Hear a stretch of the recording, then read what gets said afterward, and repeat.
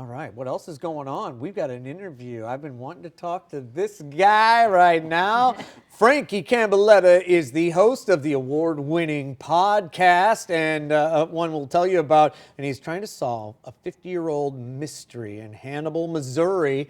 Now, this one is surrounding the disappearance of 3 boys who vanished while exploring caves, which, of course, is in the backdrop there of the immortalized Mark Twain tale, you know, Huck Finn, Tom Sawyer, all of that. Let's take a listen, and then we're going to talk to Franki.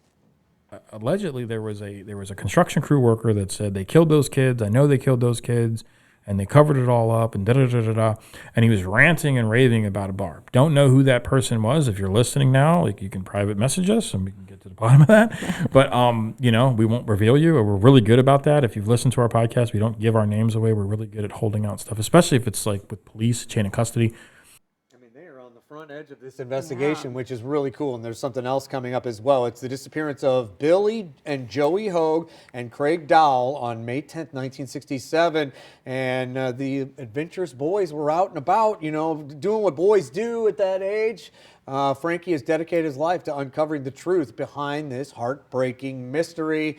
Man, oh man, welcome. Thank you. Thank you so much for coming in this early time period. Yeah, no problem. We're up early. Well. We're up early every day, so. All right. Yeah. I mean, listen to the podcast. How many seasons, by the way? We have 4 seasons. Did you ever expect it would go like this? We didn't expect any of it. We had 9 downloads the first couple episodes, and we're like, all right, well, somebody likes it. And then we were able to get on the news down in Hannibal, and it just blew up. Wow. Our good friend Chad now, who's like, I think he's the program director down there in Hannibal. Okay. And he's just like, I really like this story. I grew up here. Like, I want to, and it.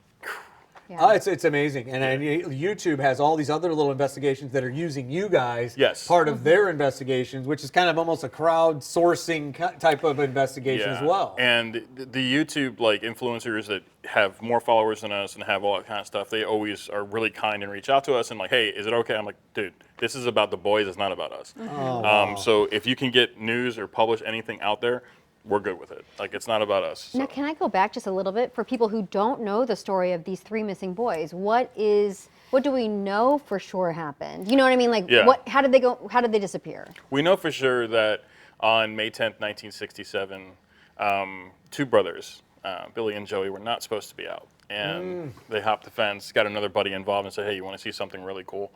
And Craig was not really one of the caving boys. He wasn't one of the adventurous boys, right? He was always dressed to the nines. He had his Oxford shoes on. Wow. And he's like, all right, I'll hang out with you kids. What do you got going on? Because he was older. He was 14. And he was a big kid. Like, he was 5'8". And so was actually Joey. These kids were pretty big. When we say small kids. Yeah, you think like an 8-year-old, but they, no.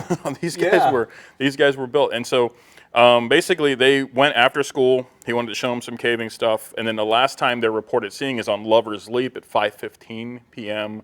By Breedlove, who was the janitor, who basically was washing the floors and looked over at the Lover's Leap and saw them because he recognized them from what they were wearing. Yeah. And then that was it. They disappeared.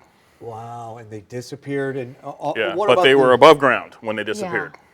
So the question is, did they die in the cave, or were they victims of something? Well, that has been mystery. And that has been the story. The John Wayne Gacy thing constantly comes up. We debunked John Wayne Gacy. There was even a book that came out. There was like, oh, they're at the cement plant. Well, we talked to the cement plant, talked to the sheriff. We were able to dig a football field where the book said that these kids would be. Nothing was there. In fact, it was sterile earth. Dinosaurs hadn't been there. So that entire thing was debunked, and now we are setting up for the real dig that's based on Occam's razor, right? So the least amount of assumptions. What would have happened? You mean to tell me that John Wayne Gacy drove through a construction zone, hijacked 3 large kids, and put them in the back seat and then drove to Illinois? No, none of that makes sense. It just doesn't make any kind of comprehensive sense as well. Wow. Okay, so those are some twists and turns. Yes. The Gacy trail was a big one. Yeah, yeah, and that, the lady that told me to talk to you, Dia from Hannibal, she's like, you got to talk to this guy, and she talked about you being a paranormal guy as well. I have the largest team in the Midwest, actually, Haunted Souls. HauntedSoulsParanormal.com. Yep, that's the, Haunted Souls in general is it's a different type of paranormal team. Okay. We're researchers first. We're historians first. When we go to investigate types of places like that, we are looking for the truth. And we're looking to communicate with the other side and trying to find scientific ways, bringing paranormal back to scientific. It's a pseudoscience versus a right gooey now. running around, screaming, Animal Planet or whatever right. show. Yeah. Oh, nothing really ever happens. Right. Oh God! Well, back to the main story. Do Sure. you think there's any paranormal involved in that? Well, With the boys. There's a really good medium psychic out there that we love. She's actually part of our team. The Hogue family loves her. Her name's Brittany Buckwalter. She's different medium that I've ever met in my life. I've never been a big fan of them, but there's something about her. There's something that she says, some things that I'm like, man, that's really weird. How would you know that? Because me and Chris are knee deep in the research, and it's like all of a sudden she just pulls something out. I'm like, there's no way she would have known that. Wow. So we do have that aspect of it, but it is more at this point becoming more engineering scientific, which is what the dig, what that GoFundMe is about. We need guys to drill the top of a cave. Now we can't give the location away because it's private property. Okay. And MoDOT is involved. And yes, this is a state thing now because they have to, MoDOT has been a godsend.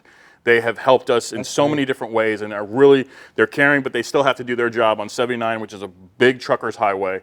And so we have, the state involved, the sheriffs from 3 different counties helped us out.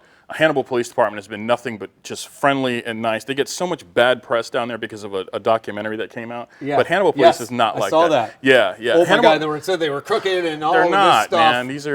These are good people, and they have a chain of custody. They have to follow that chain of custody. They can't just give you information. Okay. So we've just been blessed. Everybody in town, we love Hannibal. I mean, from the root beer at Mark Twain's Diner to, so I mean. Oh man, I could talk to you all day, and I want to have you back to talk about Annabelle. I'm going to hold you on that, but the Annabelle doll, you have something on your mind. It seems like with this, it's just interesting, right? Yeah, it's so interesting. And where can people find your podcast, real quick?